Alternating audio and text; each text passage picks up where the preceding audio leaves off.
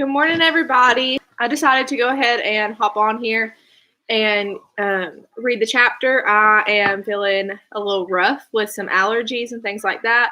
And so if I sneeze or if I have to get up and blow my nose, just know what's going on right now.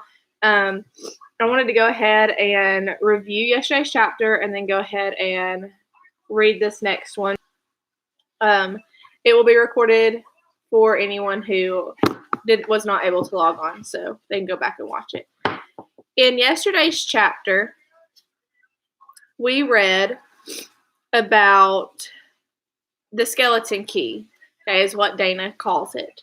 So she discussed with her friends at school all about how she had this weird suspicion about the person who was in her backyard and things like that.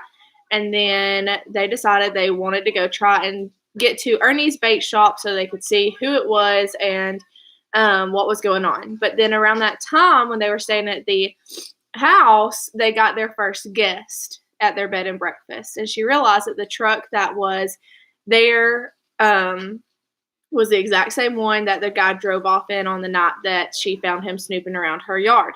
So now her and her friend Ann are going to set out on this adventure to try and figure out who these people are and what they want and why they are staying at that bed and breakfast. So we are now on chapter 4, March of 1856, and it's called Will in the Shadows. So if you remember, Will Bowers, he had set off to go to war and came back and was missing a leg, and he decided he was going to stay with James and them for a little while because he was scared to go home. So let's get this started. Will seemed to want to make himself scarce for James's reunion with his mother and sister, so he hung back in the shadow of the keeping room. James was itching to throw his arms around Ma. 3 long months she'd been gone. 3 months' worth of barely passable meals, and every shirt gray as dishwater, begging for her to her scrub board, and every pair of breeches sorely wanting Ma's swift needle. But with Will hulking around there in the shadows, James didn't dare whoop at Ma. Instead, he picked up his little sister, Rebecca, and whirled her around the room. "Thee's grown a yard," he said happily. "Thee weighs pretty nearly a ton."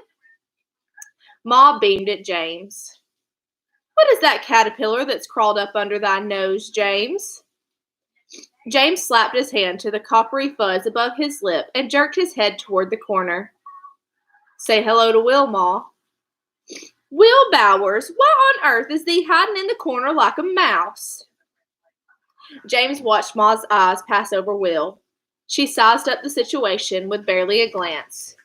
She turned her attention to housekeeping, running her fingers through a winter's worth of dust on the hutch. "These lacked a woman's touch," Ma said, holding up the coffee kettle with the hole James had burned clear through it. "Yes, ma'am," James said shyly. Rebecca darted and spun, inspecting every inch of the room. "Grandma Baylor's house in Boston is so much prettier," she said mournfully. "But here's where my toys are." She opened the wicker basket where her rag babies and rubber balls and spinning tops were heaped. Ma said, "Run upstairs and see about stripping sheets off thy bed. I suspect James hasn't done the laundry in a month of Mondays." She gave Will a good hard look and flinched just a bit as she came to the empty leg sack. Eyeing the rumpled pallet on the floor, she said, "Will Bowers, thee must get on home. The snow's nearly melted, and thy mother must be frantic with worry with thee." "Yes, Mrs. Weaver." "Thee mustn't fret. She's a strong woman," Ma said gently. She gathered Will's bag and handed him his crutch. "Go home, Will Bowers. God bless." Once the door was shut behind him, Ma raced toward James. "Oh, son," she cried, "thee just about the finest sight I've seen in weeks." She pulled James to her, sniffing his fiery hair that wanted good washing. "It's thy birthday, James. I'd have fought Bengal tigers to make it home in time. Where's thy father?" "Be home by nightfall, Ma." "Oh, I have missed thee both so much. My teeth have fairly ached for thee. And Miss Elizabeth, James, where is she this day? Gone, James said. Back to Kentucky again. Ma asked softly. He was sure she sensed what he was about to tell her. How would Ma ever forgive them? Palms sweating, he said, Typhoid fever took her from us, Ma. Miss Lisbeth's dead. So we will hear about how Ma reacts to that. I want you to remember what Paul and James did with Miss Lisbeth's body, and think about how Ma's going to react to that in the next couple of chapters. So that's what we're going to talk about in the next few readings. If you have any questions, just shoot me a message, and I hope you all have a great day.